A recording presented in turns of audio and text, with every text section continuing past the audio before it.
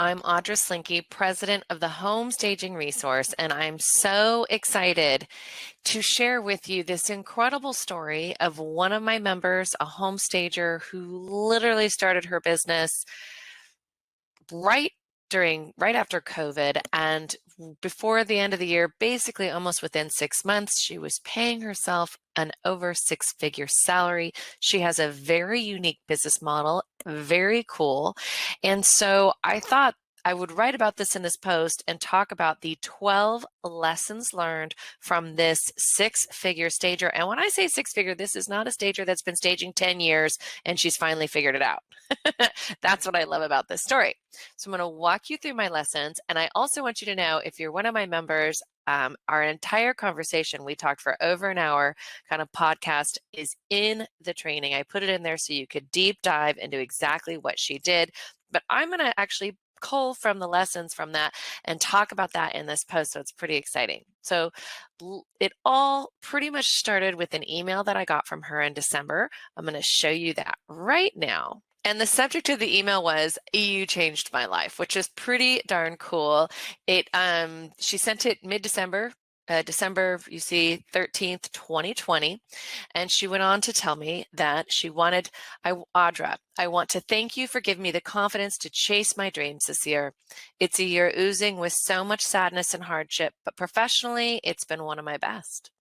I took your online training in March, launched Tahoe Modern in May, and in December, I will be closing the books on a very profitable six-figure salary. Yes, you guys can do the math. She did all that in just over 6 months during COVID. So let's get into exactly how she did it.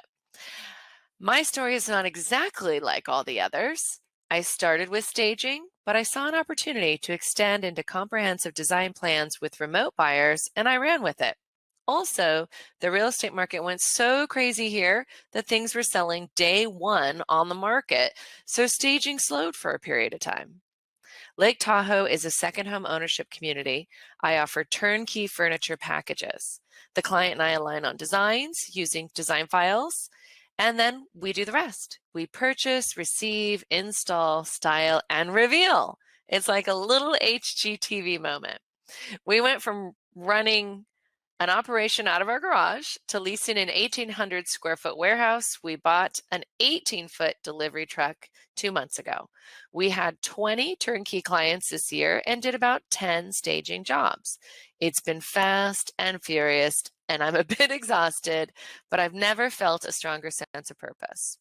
Thank you for helping me push over the edge. I didn't want to feel like an imposter, and your training allowed me to walk into a new profession with confidence. Thanks, Megan. All right. How awesome is that? Let me break this down for you, because I know you may be wondering.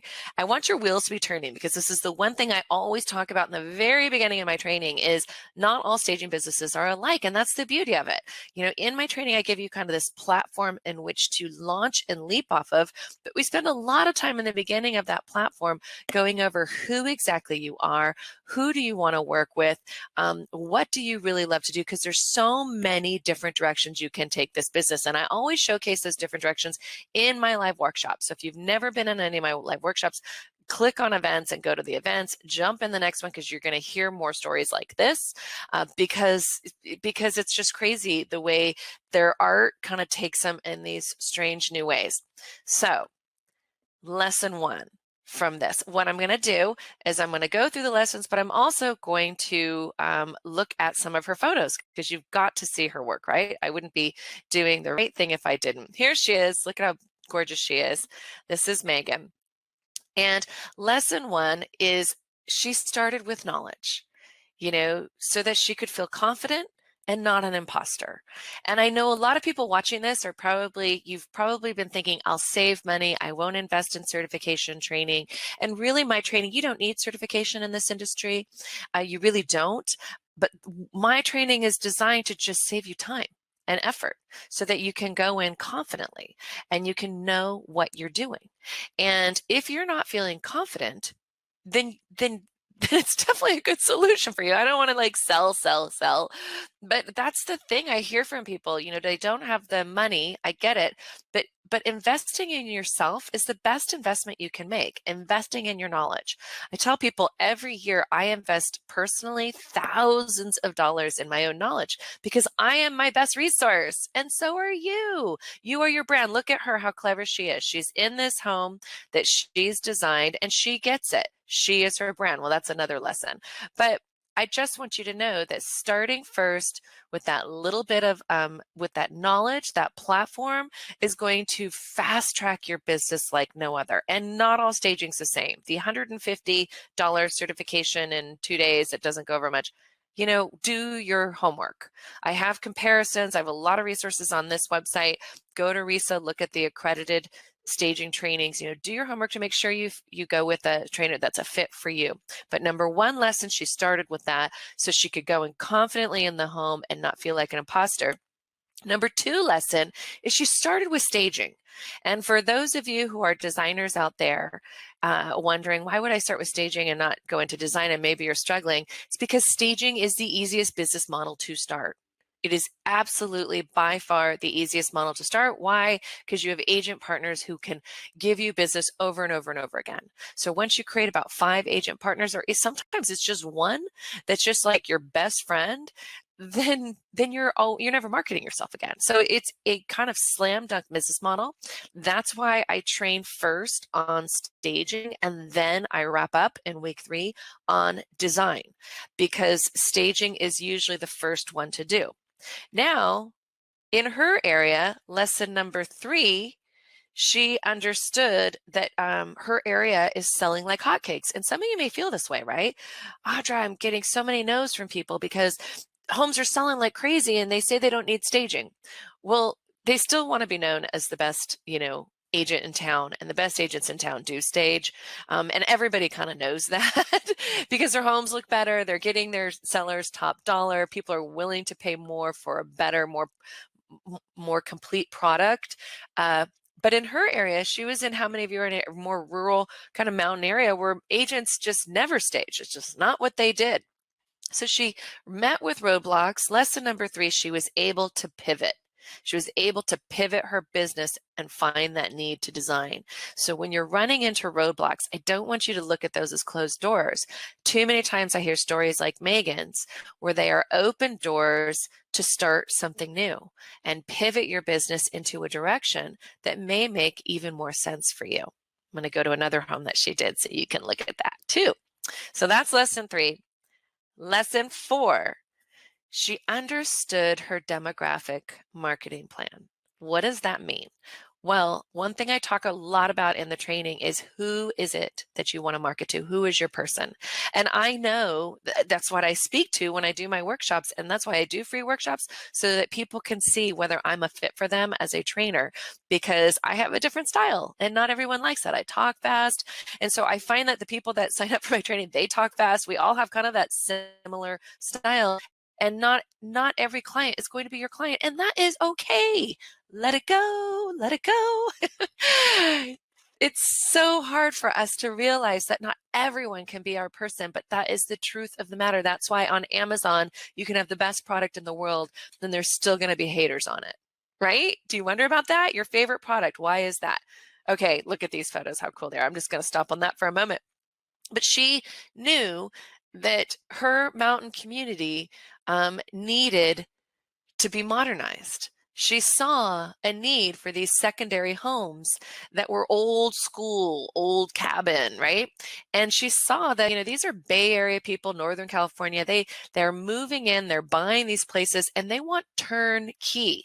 So she created a turnkey product to fit that need, to fit her market. So first she identified her market, and then she created the product around that market. It's so much easier to do that when you know who your market is. So I want you right now to think about, describe your perfect client. What are their likes? What are their styles? Where do they hang out? What do they drink? All of those things, and write that down. And then ask yourself, well, what do they want to see inside an interior, and how can I fit that? What are their struggles with their design interiors? In this case, their struggles were the vacation rentals, moving into a place that, and they couldn't be there for furniture deliveries or things like that because it was a secondary market. So a lot of you are in vacation rental markets, and I know you've been tackling Airbnbs. I have an Airbnb training in my training that talks about this, and I'm going to add more about what Megan does in that training, because I've interviewed a lot of stagers who have done that market very successfully, and I love to see exactly what they've done. And all their models are a little bit differently, but Megan's is pretty darn cool. But she met that struggle with a solution. So that's lesson number 3. Number 5 lesson, that was lesson number 4, is she knew her shtick. The shtick. What is your shtick, right? What is your brand? She's very true to her brand. You can see that she puts photos of herself in her brand. And she also, look at the artwork. This is a classic example.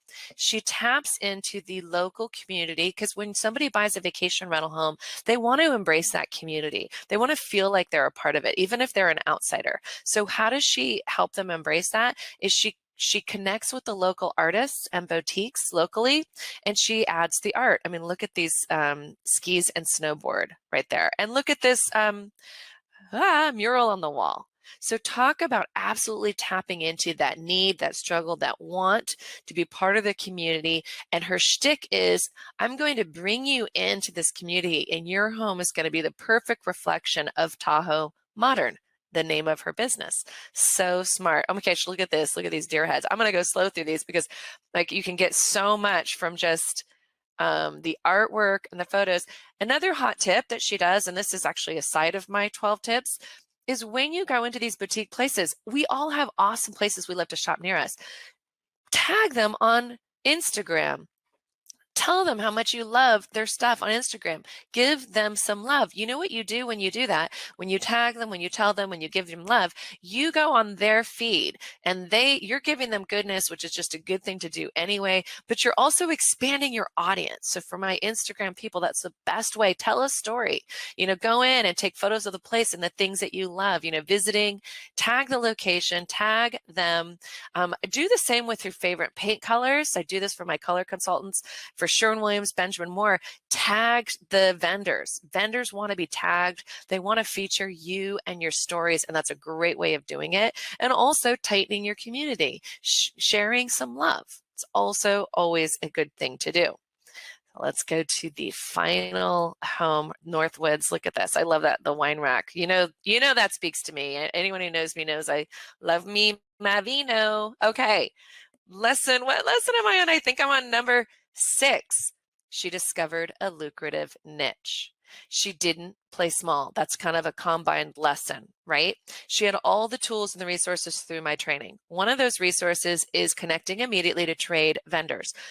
I have a lot to say about trade vendors. Read my post on the newest trade vendor, which is kind of a conglomeration of all the trades in one spot where you can create boards and design files. And I'm going to be telling you more about that in my next workshop on e-design. You have to go there. It's free. You're going to love it. I'm going to include a link below. You are definitely going to want to be on that because our industry has changed so much, and I'm just quickly evolving with it. And it's a one-stop shop where you can shop trade for clients. That means you get the deepest of discounts. You're not giving that discount to your clients.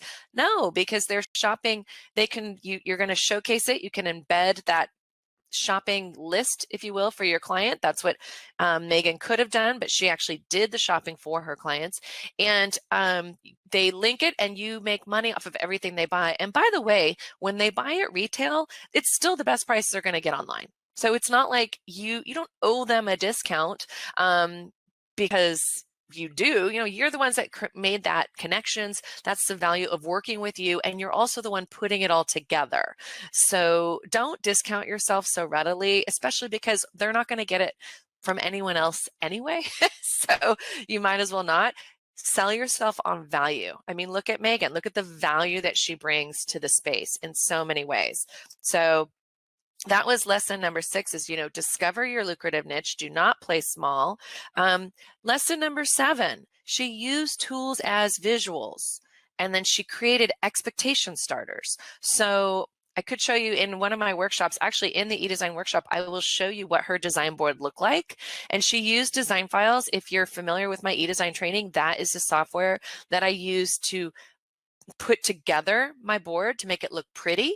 It's a pretty good software for that because it's about connecting that visual with the client. It's not enough these days to tell the client, oh, a really nice white chair would look good over there. Nope. Show them and give them 3 different styles to choose from, right?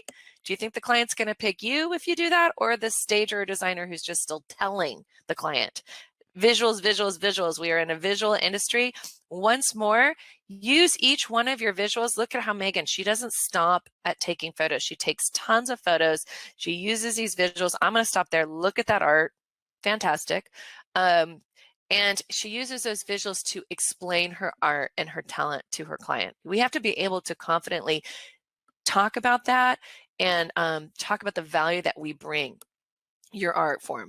So that was lesson number 7. Lesson number 8, she confidently depended on her talent to sell itself. And that's where I always say, you know, I don't screen people who buy my training because I know that a lot of you have been doing this since you were kids. You're talented. You've been kind of perfecting your art all your life. Now, in my training, I'm going to walk you through how to communicate that art and obviously go through the rules of design. There's a lot of different rules out there that you need to know and communicate with clients. So it's all in there. But she could confidently stand on the fact that she had a talent in design. I mean, and if there's no questioning that when you look at her photos, she follows my rules of arrangement. She follows my rules of scale. She follows my rules of obviously every little piece of furniture touching the carpet. That's one of my pet peeves. Anyway, so she understood that and she confidently relied on that talent. And here's the thing, not all stagers and designers are equal. We're all very different. Talented, and you will be more talented a year from now than you are today, but you are more talented today if you have that love for design, if you've been doing it since you were a kid, rearranging your room. Trust me when I say, and this is what Megan did, she trusted me when I told her that that talent will speak for itself and it'll get better and better and better, and it is still far more talented than the average person who doesn't give a fig about design. That's most people, by the way. We are the strange 10%. Aren't we wonderful?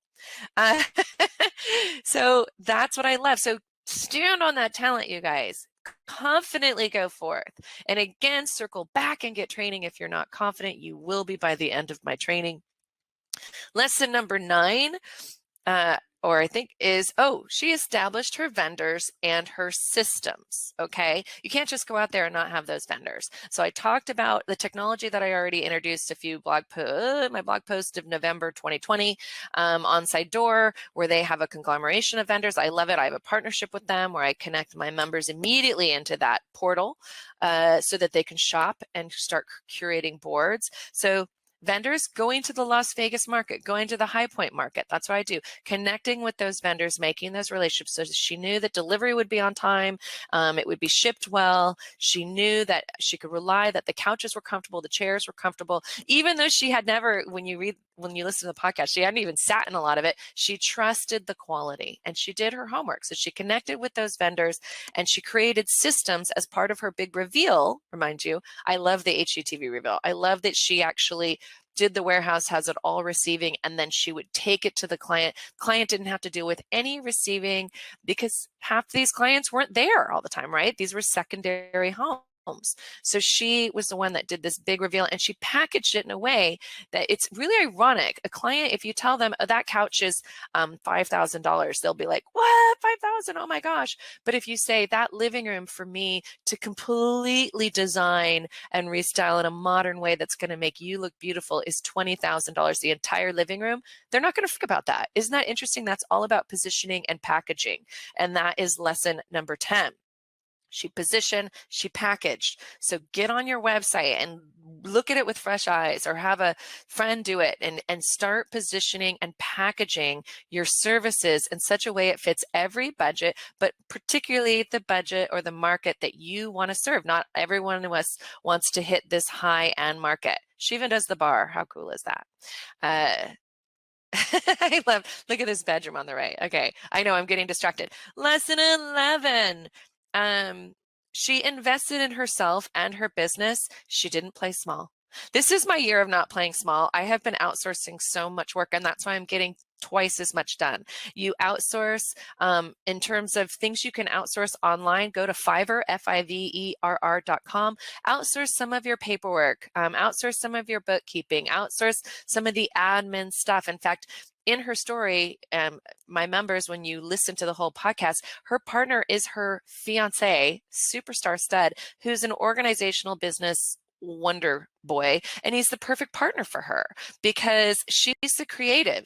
The creative's got to create, and the organizer, the organization and operations person has to do that. I totally understand that partnership, and it's a perfect partnership for your business. So if you're looking to have a partner in your business or hire someone new, always make sure that they complement you so that you don't have to necessarily play small in your business. She bought the truck, she went the warehouse route, and she trusted her talent. Now, I'm not saying you invest all this money without the business first. Do that first. In my training, of course, I walk you through those baby steps. That's why she started in her garage. That's where everybody starts. There's no shame in that. But she, when the business came and she understood her lane, went straight at it. Number 11, she gave clients a win-win. And also, here's a hot tip.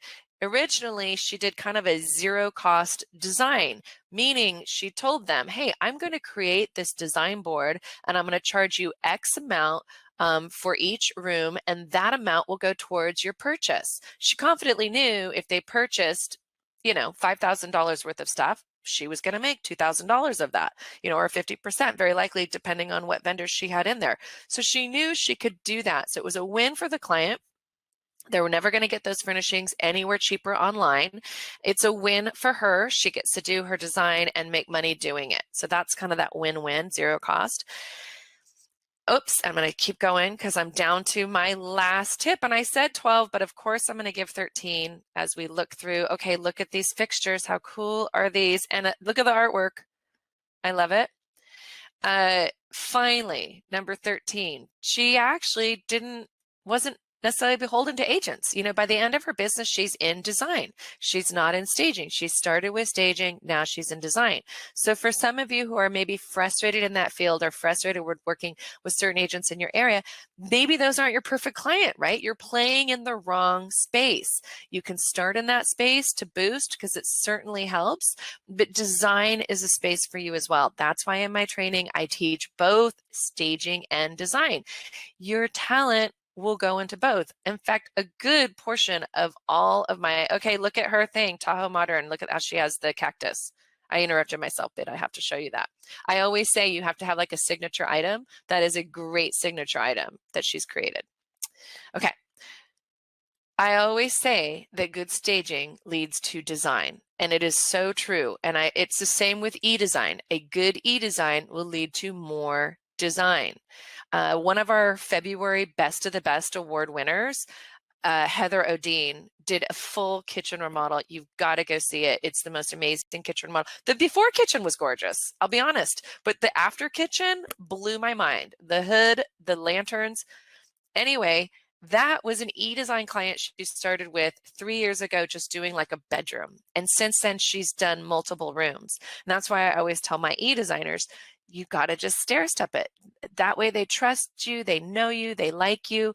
So it starts with staging, or it starts with e-design boards and expands to design. When your talent rises to the top, you know exactly who you're marketing to. You're clever in finding your niche. You're playing big, not small. You're selling yourself on value, not discounting or budgeting yourself. You're standing on your talent. You're using tools and visuals as expectations. I'm going through all the tips now. And you know your shtick. I think I got all of them. Anyway, I hope you enjoyed this video. Obviously enjoyed her work. Look at this art piece. I got to just go there. And I had so much fun just talking to you about it. And cheers to your business. I'll hopefully see you in my next workshop. If you are looking into staging or design, I can't say enough what an amazing business this is. I mean, a year ago, Megan was not doing this business. She was thinking about another business model, actually. Her and her boyfriend were going to start something new. But when COVID hit, they realized that wasn't going to work. It was kind of an event, I think, thing. And so she had to find something new. And now her life is completely changed, and so is her income. and you just don't know where it's going to take you. And that's what's exciting. Now, I'm not selling any get rich quick because most stagers don't have this kind of success, but she fast tracked it because of those tips. So hopefully this helped you. Hopefully this encouraged you. If you're thinking about the industry, I hope that you choose me. I hope I'm your person. If not, there's some awesome trainers out there, and I will see you in the next blog post.